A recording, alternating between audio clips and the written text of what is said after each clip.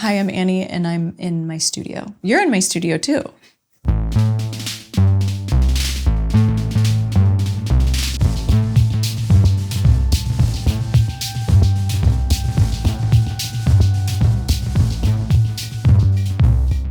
As a person who's written songs on, keys and guitar and all that for a long time, I like the process of kind of,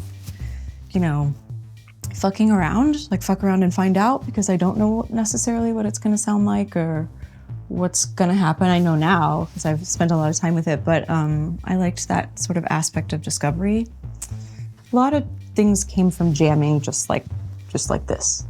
This is a Boss mixer that I bought on Reverb, 80s Japanese.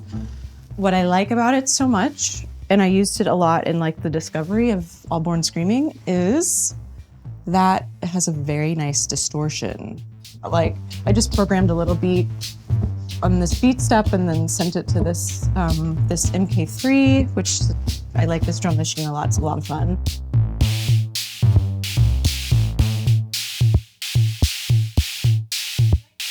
I like when you can, I'm very tactile, so I like that you can just actually like play.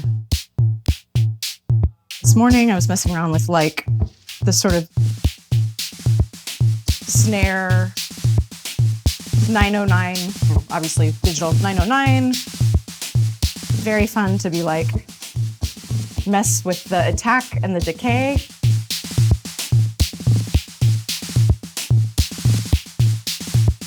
And then because I like this mixer so much, you can be like, I'm gonna add some really spicy treble to it. So I'm all kind of like just live mixing, live making. And then I'll like come over here and program something on this, again, like actually play the instrument. And then I like to have a effect sends, because I love like dub. It's all like MIDI synced to the multi-clock, but I like to be like, check it. Now I've got this going. That snare's a little spicy for me, so I'm gonna come over here and turn it down just a hair. It's also got a little too much treble, even though that's cute. So then you like, this is music and it's alive and you've like touched it, That's how I come up with a lot of ideas. Right now I have these drum machines kind of sub-mixed into the Boss and coming in here, so I can also send those to the fun delay. And then I've got a Hydra, I'm gonna put it on.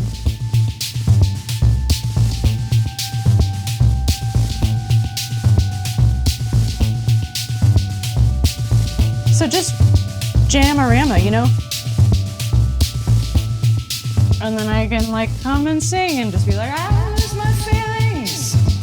So many feelings. So many feelings. Art.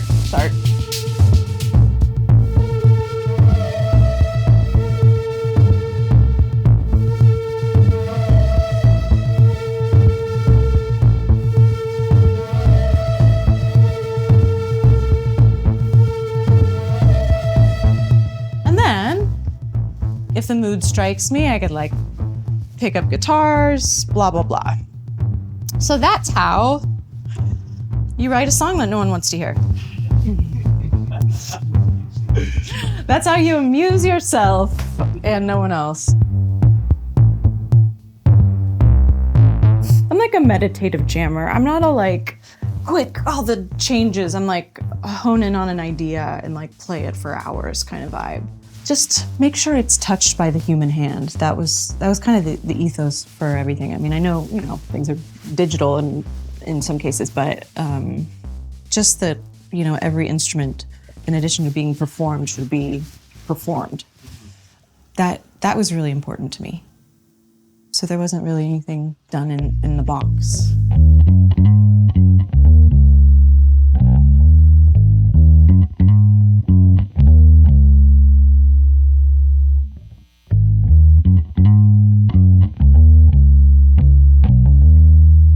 here's a guitar that I bought on Reverb.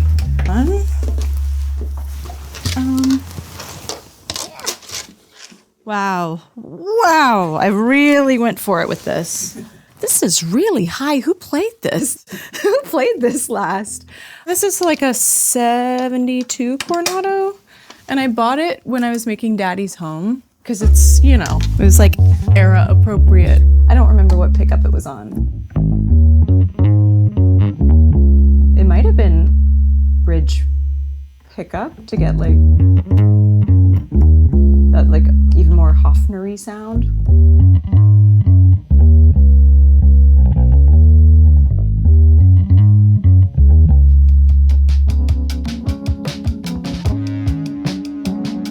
Last night's heels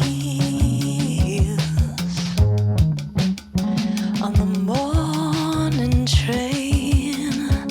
It's a long way back down. But yeah, I love this bass. It's a great bass. It's a really great bass. And I bought it on Reverb from someone.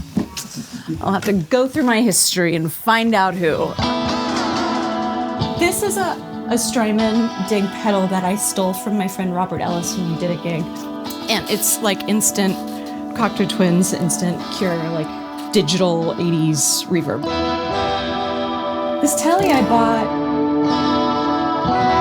in Boston, I was 20, and it was like really expensive for me at the time, which it was either $250 or like $400. So yeah, but I had this strung in Nashville tuning because that is sometimes very helpful.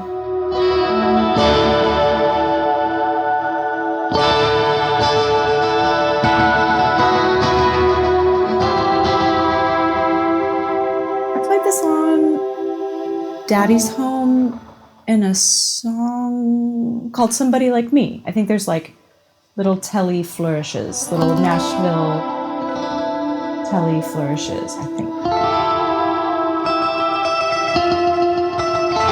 It's nice if you want to play guitar, but don't want it to just like sound exactly like a guitar. Because the thing with guitars is that if you are not thoughtful with your arrangement of them, they take up all the mid-range. They take up all the mid-range in a song, and depending on the octave and the tone of your voice, that is exactly where vocals like to sit. So that my whole life has been about trying to figure out how to play the guitar and put it in a song when I'm a person who in some ways like doesn't always love guitar. This is, at the moment, a very expensive, fancy desk. It is not plugged in because I have moved spaces and I'm in a transition area, and Rupert Neve would just roll over in his grave. Is he dead? Yes, he is. Okay. He would roll over in his grave because right now I've got like a cheap interface and, whatever. But we make do. We make do. You can make music any kind of place.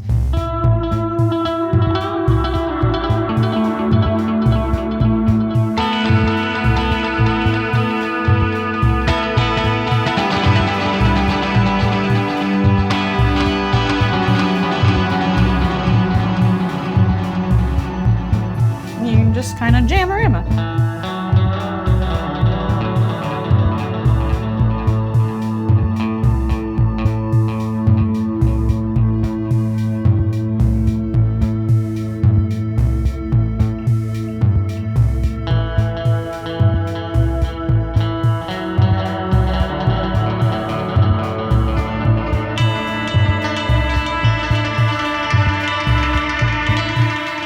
I'll use this same line for like guitar and bass, and then a dedicated vocal line, and then a vocal that's just like through effects, because I feel like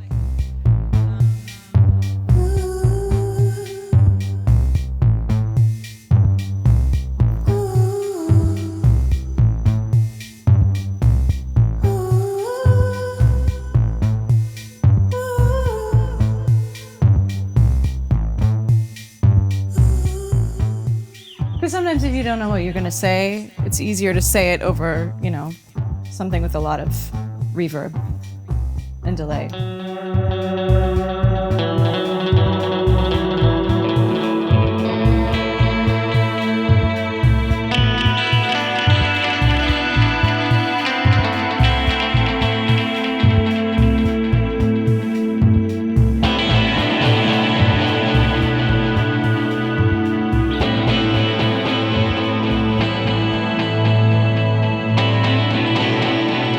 So I got into the Harmony Bobcat because I was playing with Sufjan Stevens, and his guitar player at the time, Casey Faubert, was like, you gotta check these Harmony Bobcats out. They're like lightweight. And this was when they were still like cheap, I think the first one I found was at Emerald Street Guitars in Seattle.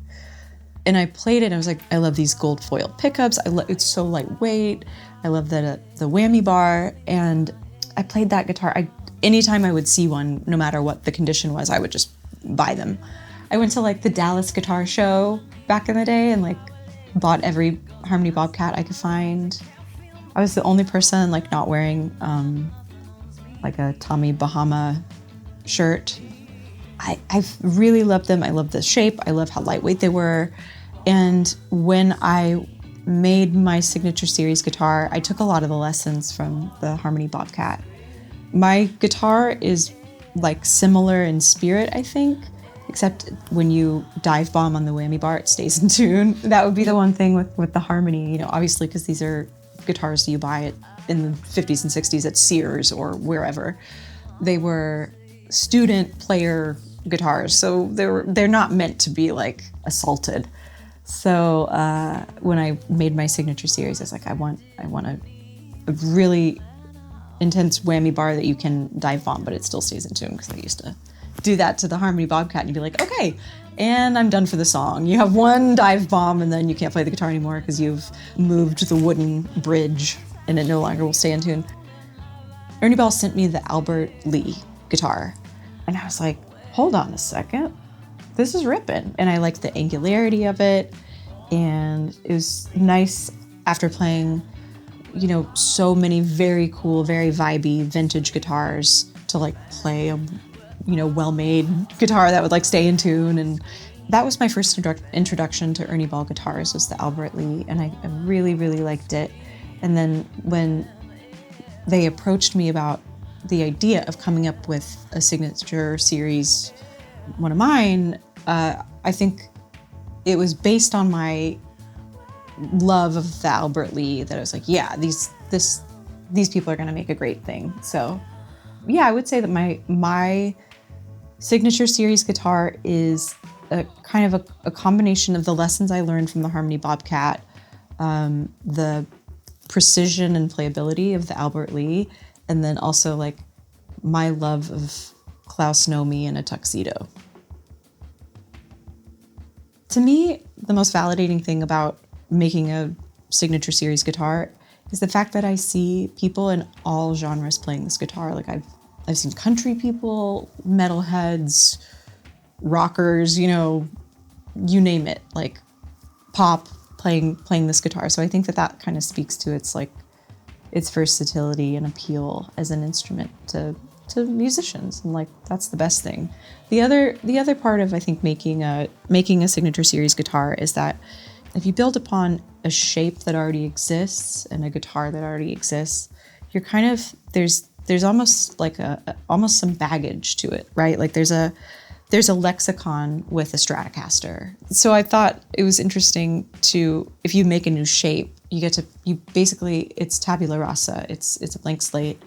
People can start building a kind of a new lexicon and without the baggage of these kind of historical guitar scions, whether it's SGs or Tellys or Strats. Can't show it to you, unfortunately, because it no longer works. But I did have a period of time where I was like the reverb equivalent of thrifting, where it's like, I know people think that these are terrible machines, but I'm going to prove that they're great. And then you get them, you're like, oh no, they might be, this is kind of terrible, but it gives you like one thing that's really cool. And in this case, there's a sound on Big Time Nothing horns that are like, ba-da-da-da, ba-da-da, ba-da-da-da. And that came from hours of scrolling through presets on this, which again, I can't show you because it's broken. It's totally broken. But it's also not worth repairing.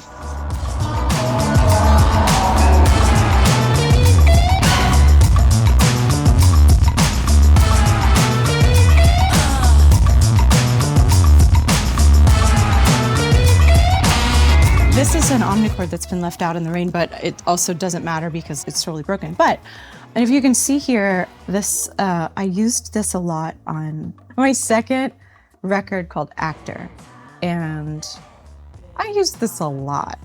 I overused this on Actor. And this is an omnichord, and you, again, I can't show it to you because it's fakakta, but that would have been Strange Mercy. That would have been Marry Me, I guess, and Actor. I guess those are in the key of C. That would be Save Me From What I Want.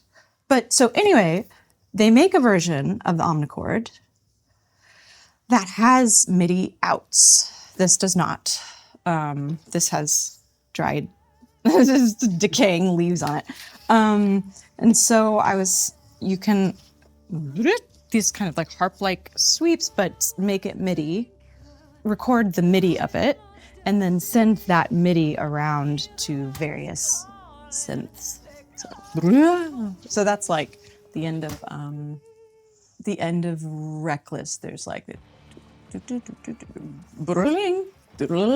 and that's that.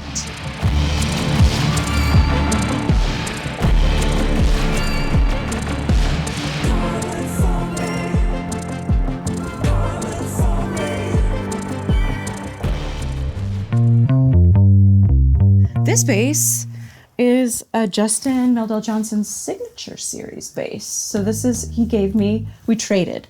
I gave him, I think, a St. Vincent Music Man, and he gave me a perfectly set up with flat wounds JMJ signature Mustang. And I see a lot of, it comes in white and it comes in this color, and I see a lot of people playing it. It's so friendly. Like, it's just a very friendly, like, I used this on, I want to say I used this on All Born Screaming. Except Justin mostly played the bass, and Kate did. So, did I? I think I did. I think I detuned it and played it on Hell Is Near, whatever key that's in.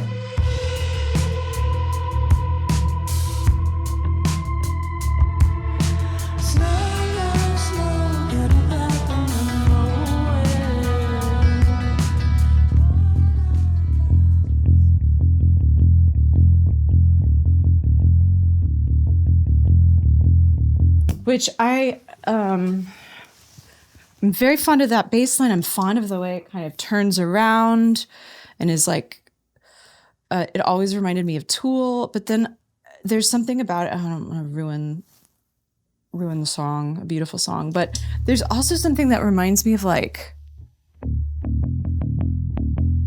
I don't think I played it with a pick. Maybe I did.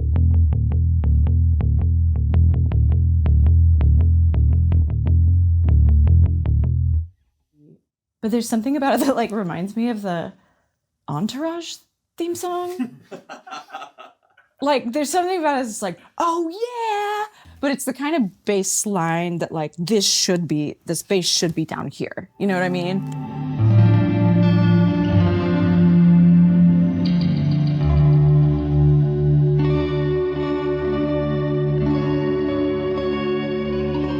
This is a Mike McCready signature. I'm all for the signature guitars. It's a Mike McCready signature Strat, and he gave it to me. It was so nice of him. I listened to like so much Pearl Jam growing up, and I love Mike, and he's the sweetest. And he set this guitar up and like gave it to me, and I played it so much. I've played it so much. These strings actually do need to be changed because they're like gummy. with how much I've played it. I played it a lot on All Born Screaming. But I was like basically trying to make it as like spanky as possible, almost like almost getting under the string.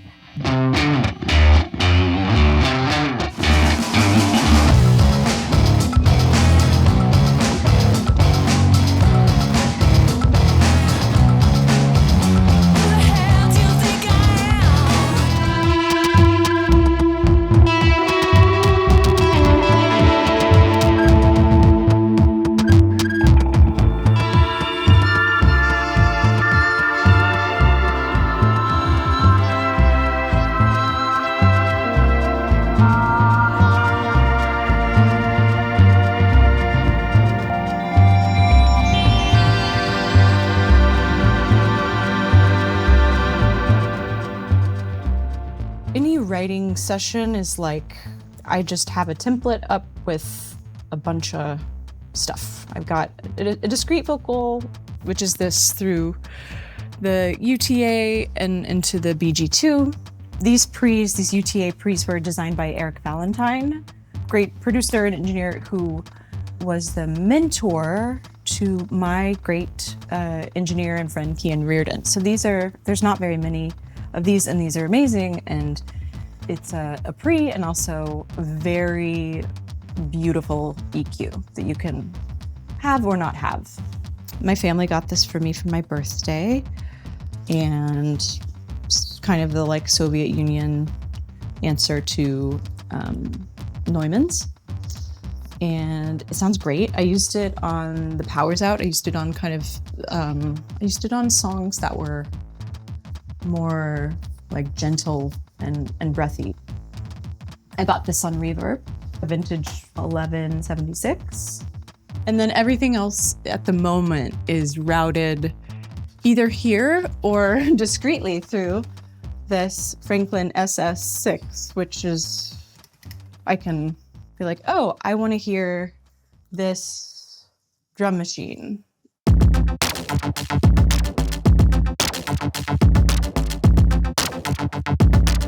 I'm like, oh, actually, I want to just play with this drum machine, and I have it routed not through the mixer because I want to just get the real sounds of this. So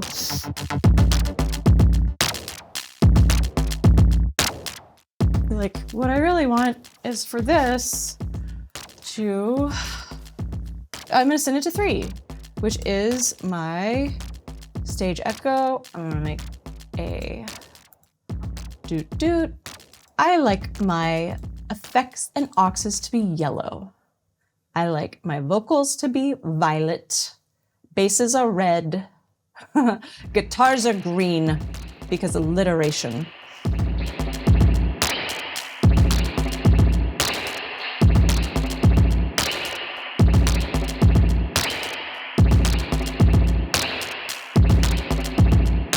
I'm going to open a program called Boom. Heard of it? It is, I think, a very OG digital groove box, but I don't use it for that. What I do is bear with the process, but I have a lot of packs of MIDI drums. Obviously, that's not the sounds I would choose, but like, okay, cool. That's actually great. I'm working on a reggaeton song.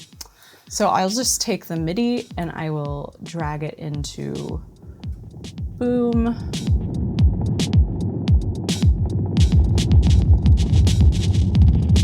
Now I have a signal chain to give life to otherwise lifeless drums. So both of these I think are phrased. I think the vibe of this, because one of these is the Chase Bliss Habit pedal, and this is the hologram. I think they're both delays, but also more than that, they're phrase loopers.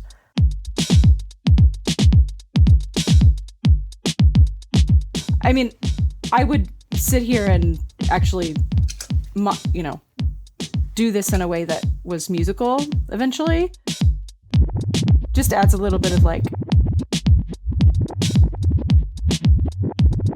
randomness, chaos.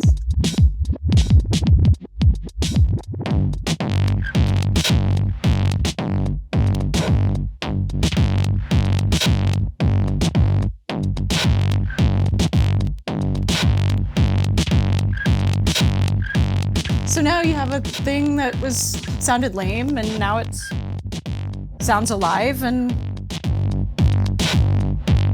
manipulated and interesting.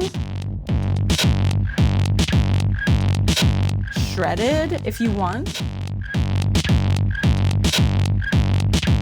Now my brain works like a patch bay. Like, it's more normal for me to think about things being like a lot of things happening all at once rather than one single thing. But again, I do go back to like, at the end of the day, my main like passion, no matter how I get there, is like actually writing songs. So that is immensely harder than like digging around in here all day, you know? But yeah, I am very comfortable now with glocking, MIDI, you know, effects, sends, and I'm, you know, I'll have a patch bay in the future, but even just like conceptually thinking about, okay, this is going here, I'm going to send this to this. I want that to have its own channel. I want to, like, what parameters do you want to have control over? Because you know that they will end up kind of fucking you in a mix, like, especially reverbs, those can add up in unpleasant ways if you don't have EQ control over reverbs. Guitar, yeah, sure, you can bake in effects, I mean, get the sound at the source, but certain things, like, you know, maybe you want to actually run it through the stage echo, or run it through, I have the chorus echo. You know, again, like as many things as you can like touch with your hands. If you're dealing with chaos, then you'll get actual life and like surprises. Whereas if you're dealing with like automating, you're gonna have to stare at the screen anyway to do the rest of it. So anytime you can be really not staring at a screen is ideal. I feel like as long as I'm making things, then I'm like safe. And sometimes doing this stuff is like a distraction from sitting down and like writing the song I know I need to write. But at the same time, so I feel like this part of it is like my kind of necessary meditation, and then I can go and like really write the song. But I think as long as you're like making things, it's never wasted effort, you know? I think if I counted up all the hours that I spent reading fucking manuals, you know, like, and now asking ChatGPT to just explain it to me, you know, quicker, I don't know. It's led me to more autonomy. It's led me to places I didn't expect. And that's ultimately the goal. And it's ultimately worth it.